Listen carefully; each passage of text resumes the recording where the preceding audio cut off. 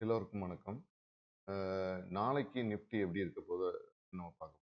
நாளைக்கு நிஃப்டிங்கிறது வந்து எனக்கு தெரிஞ்சு எந்த யூடியூப் சேனல்லையும் தமிழ் சேனலில் நாளைக்கோட ரேஞ்சையோ நாளைக்கோட ப்ரீமியமையோ நாளைக்கோட ஸ்ட்ரைக்கையோ இது ப்ரிடிக்ட் பண்ணுறதுக்கான வாய்ப்புகள் கம்மி. ஸோ நம்ம சேனல் தான் முதல் முறையாக போட்டிருக்கோம்னு நான் நினைக்கிறேன். ஸோ பாருங்கள், நான் செபிலிஜிஸ்ட் அட்வைசர் கிடையாது. என்னுடைய ஓபிஎம் மெத்தடும் ப்ளஸ் பெண்டிங் இஎம்ஐ மெத்தடையும் வச்சுட்டு ஒரு ப்ரெடிக்ஷன் பண்ணியிருக்கேன். இது நாளைக்கு எப்படி இருக்க போகுது அப்படிங்கிறத நம்ம நாளைக்கு பார்க்கலாம். இப்போ நாளைக்கு நீங்கள் பார்த்தீங்கன்னா ஸ்ட்ரைக் ரேஞ்ச் இன்னைக்கு க்ளோஸ் ஆகுது வந்து 24,040 க்ளோஸ் ஆயிருக்கு. இப்போ நாளைக்கு ரேஞ்சு பார்த்தீங்கன்னா 24,051. சரி,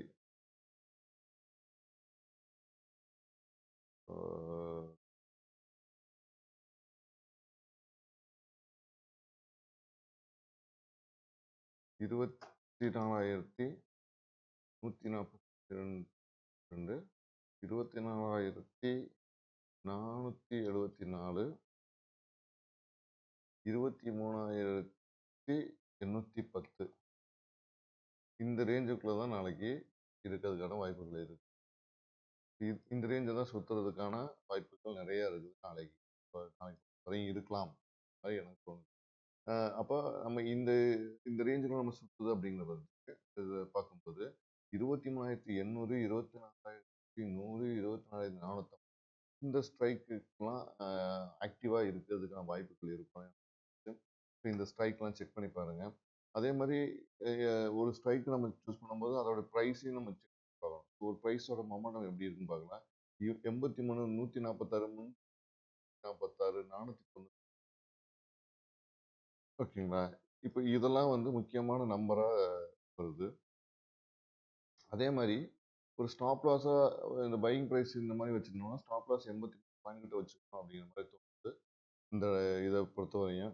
இப்போ நம்ம டார்கெட் எவ்வளோ தூரம் வரையும் போகிறதுக்கான வாய்ப்பு அப்படின்னா டார்கெட்டை பொறுத்தவரையும் 332, 498, 664, 1992. ஸோ இந்த நம்பர்ஸ்க்குலாம் நாளைக்கு டார்கெட் ஆனால் நம்பராக இருக்குமோ அப்படிங்கிற மாதிரி. இப்போ நீங்கள் வந்து ப்ரீமியம் வாட்ச் பண்ணி பாருங்கள். இந்த நம்பர்ஸை ப்ரீமியமில் செக் பண்ணி பாருங்கள். ஆப்ஷன் செயின் இந்த நம்பர்லாம் எப்படி மூவ் ஆகுதுன்னு தெரியும். நம்ம ஒரு ப்ரிடிக்ஷன் பண்ணியிருக்கோம். நம்மளுடைய ஓபிஎம் மெத்தடும் ப்ளஸ் இஎம்ஐயும் வச்சுட்டு ஒரு கால்குலேஷன் பண்ணியிருக்கோம். ஓகேங்களா? அப்படி போகும்போது நாளைக்கு இந்த நம்பர்ஸ்க்கெல்லாம் ஒரு ஆக்டிவ் மொமெண்டமில் இருக்குமா அப்படிங்கிற மாதிரி தான் நம்ம பார்க்கணும். இப்படி ஒரு நம்பர் இருக்குது, இந்த நம்பர் வந்து என்ன ஆகும் அப்படிங்கிற ஆப்ஷன் சைடில் செக் பண்ணி பார்க்கலாம். ஸோ அதே மாதிரி இந்த ஸ்ட்ரைக்ஸ்லாம் செக் பண்ணி பார்க்கலாம். ஸோ அப்போ என்ன நடக்குது நமக்கான ஆப்ஷன் பையர்ஸ் ஒவ்வொரு தடவையும் நம்ம வந்து ஆப் ஓப்பன் பண்ணும்போது ஆப்ஷன் பையர்ஸ் வந்து இவ்வளோ பேர் லாஸ் தான் ஆவாங்க அப்படின்னு சொல்லி செபியே சொல்லியிருக்காங்க. ஸோ ஆப்ஷன் பையர்ஸ் ஜெயிக்க முடியுமா இல்லையாங்கிறது தெரியாது. நம்ம ஆப்ஷன் பையர் சரியா தவறா அப்படின்னு நம்ம ஒரு ஒரு ஒரு பட்டிமன்றத்தை நடத்தி பார்க்கணும். இது ஆப்ஷன் பையும் சரியா தவறா அப்படின்னு. ஏன்னா ஆப்ஷன் செல்லர்ஸை பொறுத்தவரையும் அவங்களுக்கு வந்து ரேஞ்சு தெரியும். இப்போ வந்து இங்கேருந்து இங்கே வரையும் ஒரு ரேஞ்ச் அவங்களுக்கு தெரியுது. அந்த ரேஞ்சுக்குள்ள மார்க்கெட் இருக்கிற வரையும் அவங்க பிரச்சனையே கிடையாது. அவங்க எப்படியா இருந்தாலும் இதையும் செல் பண்ணிட்டு இந்த ரேஞ்சையும் செல் பண்ணிட்டு இதுக்குள்ள என்ன ப்ரைஸ் வந்தாலும் அவங்க ப்ராஃபிட் எடுத்துருவாங்க செல்லர்ஸை பொறுத்தவரையும். ஆனால் பையர்ஸை பொறுத்தவரையும் என்ன நடக்குதுன்னா பையர்ஸுக்கு இப்போ ஒரு சின்ன இதில் என்ன ஆகுதுன்னா அவங்க வந்து இப்போ 5 மினிட்ஸ், 1 மினிட், 5 மினிட்ஸ் இதெல்லாம் வைக்கும்போது என்ன ஆகுதுன்னா கீழே மேலே நம்ம மார்க்கெட் வந்து அடிக்குது.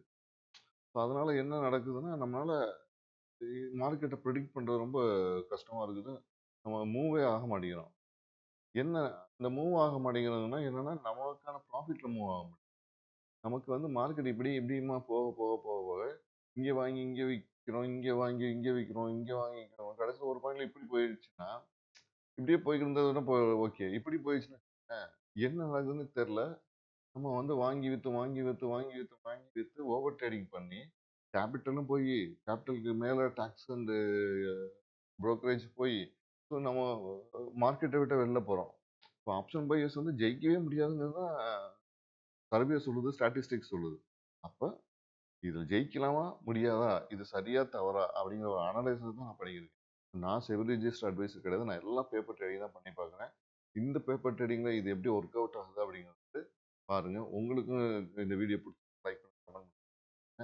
மறந்துடாம சப்ஸ்கிரைப் பண்ணுங்க. அப்பதான் ஃபர்தரா அடுத்தடுத்த வீடியோஸ் போடுறதுக்கு நல்லா இருக்கும். நன்றி, வணக்கம். Thank you so much.